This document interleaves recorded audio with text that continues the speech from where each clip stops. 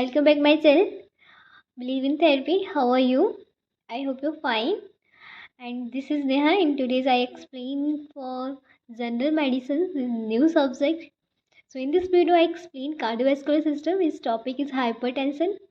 So in this video I explain in all about for hypertension in clinical feature and types and investigation, risk factor, complications and general management of medicine. So please बने रहिए आप हमारे साथ. Let's start this. Hypertension पढ़ने से पहले हम आपको जनरल मेडिसिन के बारे में कुछ बताते हैं. जनरल मेडिसिन क्या होता है, इसका मीन्स क्या है, ये सब्जेक्ट क्या है. जनरल मेडिसिन में हम कुछ ऐसी डिजीज़ होती हैं जिसको हमारे पास पेशेंट आते हैं, वो अपनी कुछ सिम्टम्स बताते हैं हमें. कुछ जो भी उनकी हिस्ट्री है, प्रीवियस हिस्ट्री रही है, जो भी सिचुएशन है, कंडीशन है, पेशेंट हमें बताते हैं. उसके अकॉर्डिंग ही हम मेडिसिन देते हैं, प्रीफर करते हैं पेशेंट को. तो जनरल मेडिसिन में हम वही सारी डिजीज़ पढ़ने वाले हैं जो पेशेंट हमारे पास आते हैं पेशेंट. तो उसके बाद हमें क्या उनके क्लिनिकल फीचर्स एंड उनके सिम्टम्स और कॉज के अकॉर्डिंग हमें क्या मेडिसिन देनी है, वो आज इस वीडियो में हम देखने वाले हैं. So let's start this. Hypertension.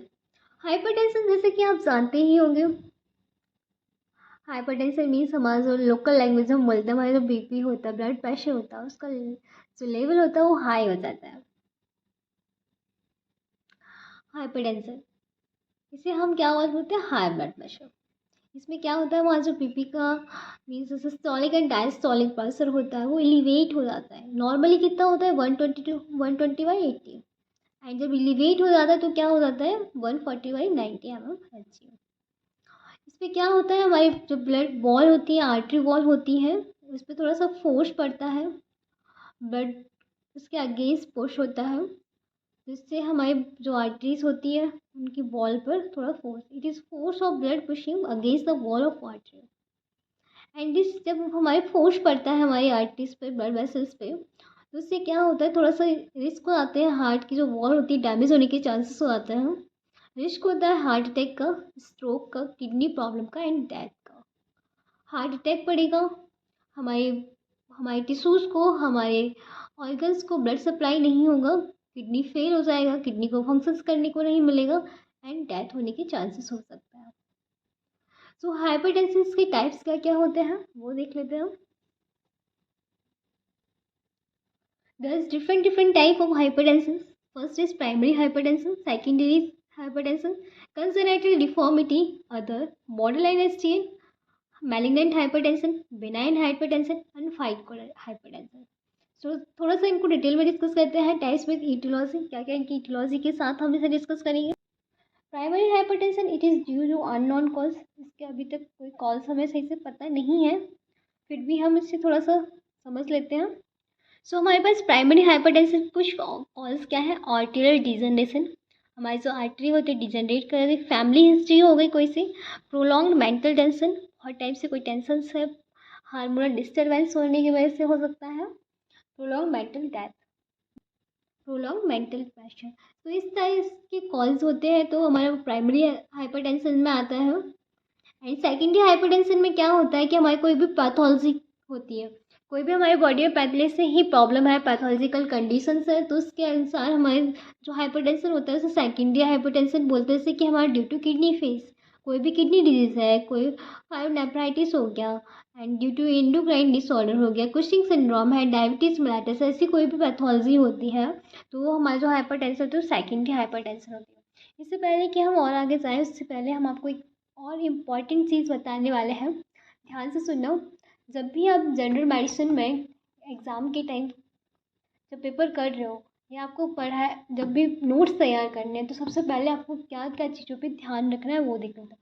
सबसे पहले आप जो भी टॉपिक है, जो भी डिजीज़ है उसके बारे में पढ़ेंगे, उसकी डेफिनेशंस लिखेंगे, उसके इंट्रोडक्शन के बारे में लिखेंगे. उसके बाद जो आपको लिखना है वो ईटियोलॉजी होती है. ईटियोलॉजी करने के बाद आपके जो भी पैथोफिजियोलॉजिकल है, पैथोफिजियोलॉजी है तो वो बता सकते हैं. उसके बाद हम क्लिनिकल फीचर्स देख सकते हैं. क्लिनिकल फीचर में हमारे साइन सिम्टम्स आ जाते हैं. उसके बाद हम इन्वेस्टिगेशन या डायग्नोसिस कर सकते हैं. क्या उसके अकॉर्डिंग कॉम्प्लिकेशंस होंगे, क्या रिस्क फैक्टर होंगे, उनके बारे में हम लिख सकते हैं। यदि टाइप्स पूछेगा तो टाइप्स भी बता सकते हैं। इंडिकेशंस, कॉन्ट्रा इंडिकेशंस पूछेगा तो हम वो भी कर सकते हैं। एंड सबसे लास्ट स्टेज फाइनल हमारा क्या आएगा, हमारे पास मैनेजमेंट आता है, मेडिकल मैनेजमेंट। उसके बाद आपको ड्रग्स देने हैं। तो ये एक हमारा सीरियल वाइज होता है हमें एक डिजीज़ को कंप्लीट करने का। तो इस वे में आप यदि कंप्लीट करते हैं तो बहुत अच्छा रहेगा आपके लिए, और बेनिफिट भी है याद करने के लिए। सो हम नेक्स्ट स्टार्ट करते हैं हम कंजाइनटल डिफॉर्मिटी। कंजाइनटल डिफॉर्मिटी में क्या होता है, रीनल आर्टरी रप्चर होता है। एंड अदर हम देखते हैं, अदर में आता है हमारे से कि इनलार्ज प्रोस्टेट ग्लैंड, हमारी प्रोस्टेट ग्लैंड बढ़ जाए, एक्सेसिव बॉडी वेट है, ओबेसिटी हो गया, toxaemia and pregnancy, excessive salt and smoking. इस टाइप की कोई भी कंडीशंस होती है तो हमारे अदर हाइपरटेंशन में आता है। एक हमारा बॉर्डर लाइन हाइपरटेंशन होता है। बॉर्डर लाइन हाइपरटेंशन में क्या होता है, जो हमारा ब्लड प्रेशर होता है वो बहुत ज़्यादा एलिवेट हो जाता है और उसमें थोड़ा सा ब्लीडिंग होने लगती है। It is defined intermittent elevation of BP with normal bleeding. Next हमारे पास है मैलिग्नेंट हेस्टियन। मैलिग्नेंट में क्या होता है कि हमारा जो ब्लड प्रेशर है वो तो इंक्रीज हो ही गया, 140 से भी ज़्यादा हो जाता है विटिन पैप्लिडीमा के साथ। एंड वाइट कोड हेस्टियन में क्या होता है, due to only at the time of major BP. Means उस टाइम होता है जब हम मेजरमेंट करते हैं बीपी को, तो उस टाइम का जो हाइपरटेंशन होता है उसे हम वाइट कोट हाइपरटेंशन बोलते हैं। इसकी को पैथोफिजियोलॉजी क्या है, पैथोफिजियोलॉजी में जैसे कि हमारा जो कैसे हो रहा है हाइपरटेंशन और उसे कैसे रेगुलेट करेंगे, कंट्रोल करेंगे, वो देखते हैं हम। There are 3 control system play major role in monitoring BP: arterial baroreceptor, regulation of body fluid volume, and RAAS means renin angiotensin. So हमारे पास फर्स्ट है आर्टेरियल बैरोरिसेप्टर। बैरोरिसेप्टर से हम कैसे रेगुलेट करते हैं का बीपी को, वो देखिए। जो हमारे कैरोटिड साइनस होता है और हमारे जो वेंटिकल होते हैं उनकी जो वॉल होती है वो हमारे जो बीपी होता है उसे मेंटेन करने की कोशिश करते हैं हम। जैसे कि हमारे बोलते हैं बैरोरिसेप्टर। बैरोरिसेप्टर हेल्प करता है, मेंटेन करता है बीपी ऐसे रेगुलेट करना short term and long term. 2 type से होता है, एक शॉर्ट में एक लॉन्ग टर्म में। शॉर्ट टर्म में क्या होता है कि बैरोरिसेप्टर, कीमोरिसेप्टर, एंडोक्राइन ग्लैंड होती है, तो ये इसमें हेल्प करते हैं मेंटेन करने में। तो बैरोरिसेप्टर में क्या होता है, हमारा जो आयोटा होता है, कैरोटिड साइनस होता है, सो उससे क्या होता है हमारे सीएनएस जो कार्डिक वेस्कुलर सेंटर प्रेजेंट होता है वहाँ पे जो मेडुला होता है वहाँ से हमारा बैरोरिसेप्टर काम करता है मेंटेन करने के लिए। एंड कीमोरिसेप्टर में क्या होता है, हमारे partial pressure oxygen, partial pressure of carbon dioxide और हाइड्रोजन एंड प्रेजेंट होते हैं, तो हमारा ब्रेन कंट्रोल करता है कीमोरिसेप्टर के फॉर्म में, कीमोरिसेप्टर के थ्रू ब्लड प्रेशर को। एंड एंडोक्राइन में लॉन्ग टर्म को हम पढ़ेंगे रेनिन एंजियोटेंसिन सिस्टम में आगे। नेक्स्ट है हमारा regulation of body fluid volume. कैसे हमें फ्लूइड जो हमारा बॉडी का जो फ्लूइड होता है उसके वॉल्यूम क्या से हम बीपी को मेंटेन करेंगे। सबसे पहले हम change in body fluid that affect the systemic arterial pressure. Means हम अपने जो बॉडी फ्लूइड है उसे चेंज करेंगे जिससे कि हमारा जो आर्टेरियल प्रेशर होता है वो थोड़ा सा अफेक्ट होगा। उससे क्या होगा कि हमारा जो ट्रांसपोर्ट है सोडियम एंड वाटर का जो ट्रांसपोर्ट होता है तो उसमें एबनॉर्मलिटी आएगी। एबनॉर्मलिटी आएगी तो उससे क्या होगा, इंक्रीज हो जाएगा हमारा sodium and potassium water in blood. तो ब्लड में हमारा सोडियम भी मिलेगा, पोटेशियम भी मिलेगा, वाटर भी मिलेगा। तो ये जब सारी चीज़ें मिलेंगी तो हमारा जो ब्लड वॉल्यूम है वो भी इंक्रीज़ हो जाएगा। जब ब्लड वॉल्यूम हमारा इंक्रीज़ हो जाएगा तो हमारा जो ब्लड प्रेशर है वो इंक्रीज़ हो जाएगा। Okay. And next is renin angiotensin system के बारे में देखेंगे। रेनिन एंजियोटेंसिन में क्या होता है, हमारी किडनी से जो हमारा एंजियोटेंसिनोजन होता है और वहाँ से जो हमारा एंजियोटेंसिन रेनिन को रिलीज़ करता है वहाँ एंजियोटेंसिन 1, एंजियोटेंसिन 2 एंड फिर क्या होता है हमारे रिसेप्टर से बाइंड हो जाता है। एंड वैसोकंस्ट्रिक्शन होता है, सीक्रेट एल्डोस्टेरोन होता है। वैसोकंस्ट्रिक्शन में क्या होता है, हमारा ब्लड प्रेशर होता है वो इंक्रीज़ हो जाता है। सीक्रेट एल्डोस्टेरोन में क्या होगा, सोडियम हमारा इंक्रीज़ हो जाएगा, एस्टोरिटेंशन होगा एंड ब्लड वॉल्यूम भी इंक्रीज़ होगा। ब्लड वॉल्यूम इंक्रीज़ होगा तो हमारे बीपी भी इंक्रीज़ हो जाएगा। सो ये हमारे कंट्रोल करने का था, मीन्स हमारे जो ब्लड प्रेशर को और इंक्रीज़ करना है तो इसकी जब इंक्रीज हो रहा है तो रेनिन एंजियोटेंसिन सिस्टम से इंक्रीज करते हैं।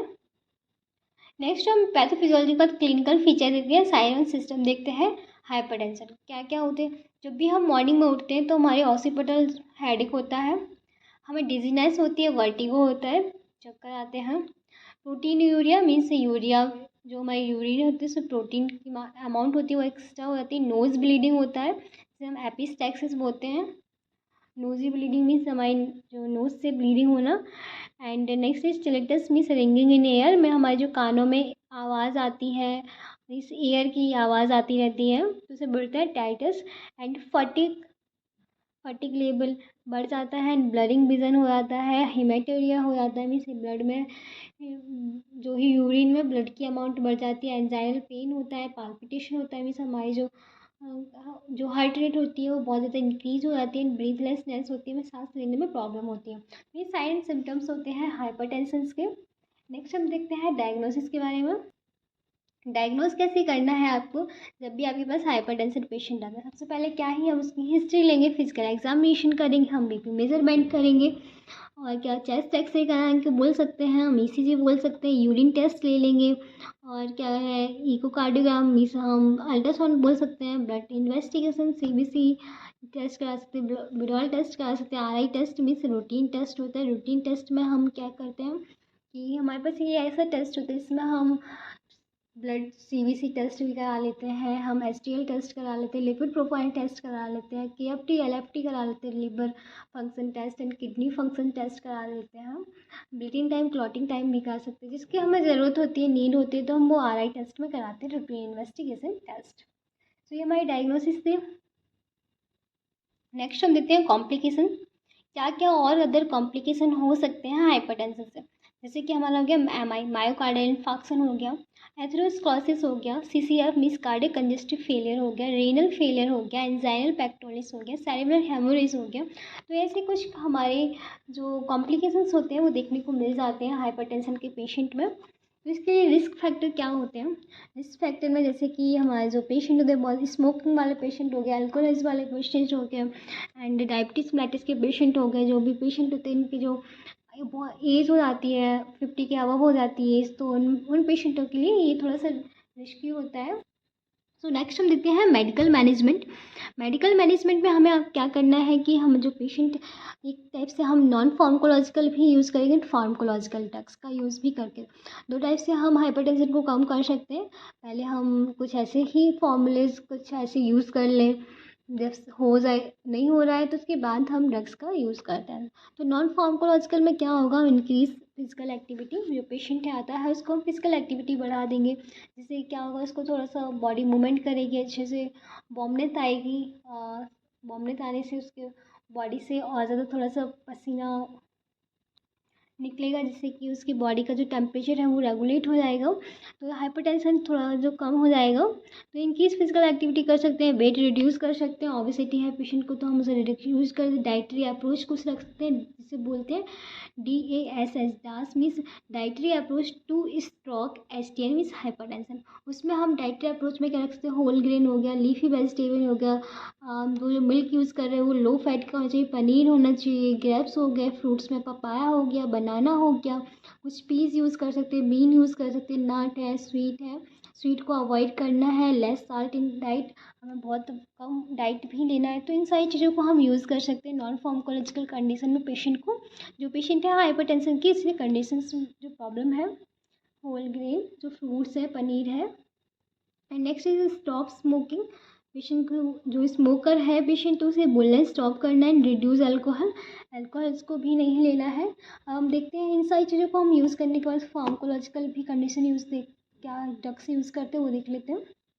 फार्माकोलॉजिकल ड्रग्स में क्या होता है, जैसे कि हम जो हार्ट से रिलेटेड डिजीज है तो हमें बीटा ब्लॉकर हो गया, कैल्शियम चैनल ब्लॉकर हो गया, एंजियोटेंसिन कन्वर्टिंग इनहिबिटर हो गया, हमारे पास एंटीबायोटिक हो गया, डायूरेटिक हो गए। तो ऐसे ही कुछ ड्रग्स का हम यूज़ करते हैं पेशेंट को। जब भी आपके पास कोई पेशेंट आता है जिसे हाइपरटेंशन है तो आप उसके सिम्टम्स देखेंगे, उसने जो सिम्टम्स बताए क्लिनिकल फीचर्स देखेंगे, उसके बाद ही आप ड्रग्स जो देंगे तो पेशेंट की कंडीशन के अनुसार देंगे। तो हम बीटा ब्लॉकर देते हैं। बीटा ब्लॉकर क्या करते हैं, हमारे जो हाइपरटेंशन है उसे कम करने का, जो उसका प्रेशर है वो बढ़ रहा है उसे कम करने के लिए कुछ ड्रग्स को यूज़ करते हैं। प्रोप्रानोल हो गया, टिमोलॉल हो गया, एटिनोलॉल हो गया, स्मोलॉल हो गया, सिप्लार हो गया। सिप्लार क्या करते हैं 24 घंटे में हम 2 बार देते हैं। ये 80 mg की होती है, 80 mg को हम हाफ ऑफ करके 2 बार हम बीडी में देते हैं सिप्लार।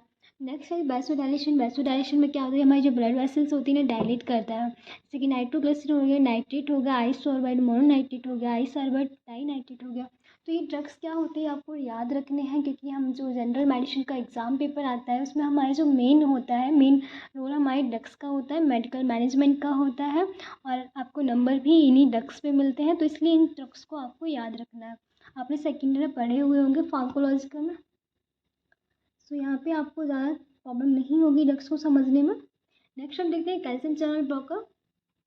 कैल्शियम चैनल ब्लॉकर में होता है they are use to decrease oxygen demand in heart and improve coronary blood flow. Means हमारे जो हार्ट को जितनी ऑक्सीजन की डिमांड होती है उसे कम कर देता है, और हमारी जो कोरोनरी ब्लड फ्लो है उसे इंक्रीज कर देता है। जैसे कि हो गया एम्लोडिपाइन हो गया, पिरापेमिल हो गया, इसराडिपाइन हो गया, निकार्डिपाइन हो गया, सिल्नीडिपाइन हो गया, डेल्टाजीन हो गया, डेल्टाजैम हो गया। तो ये सारे ड्रग्स होते हैं हमें कैल्शियम चैनल ब्लॉकर में कैल्शियम चैनल ब्लॉकर में आते हैं। तो ये आपको याद रखने हैं ड्रग्स, क्योंकि आगे भी इनका भी यूज़ होने वाला है। नेक्स्ट हमारे पास आता है AC inhibitor, angiotensin converting enzyme inhibitor. जैसे कि हो गया हमारे पास कैप्टोप्रिल है, इनालाप्रिल है, रैमीप्रिल है, पेंडोप्रिल है। अब नेक्स्ट एंड लास्ट देखते हैं हम डायबिटिक। डायबिटिक में कौन कौन से ड्रग होते हैं, जैसे कि हो गया हमारा हाइड्रोक्लोरथायाजाइड हो गया, क्लोरथैलिडन हो गया, क्लोरथायाजाइड हो गया, फ्यूरसेमाइड हो गया, टोरसेमाइड हो गया, हमारे पास स्पाइनोलेक्टोन हो गया। तो ये सारे ड्रग्स होते हैं, डायबिटिक ड्रग्स होते हैं, जिनका हम यूज़ करते हैं हाइपरटेंशन को कम करने के लिए। सो आई होप आपको वीडियो समझ आया होगा, अच्छा लगा होगा, आपके लिए हेल्पफुल रहा होगा। तो please like and subscribe. And ये ड्रग्स आप प्लीज़ याद रखिएगा कि आगे इनका यूज़ होने वाला है। जितनी भी कार्डियोवैस्कुलर डिजीज़ होंगी उनमें ये सारे ड्रग्स का यूज़ किया जाएगा। ये मोस्ट कॉमन ड्रग्स होते हैं कार्डियोवैस्कुलर डिजीज़ के लिए। Thank you, keep supporting.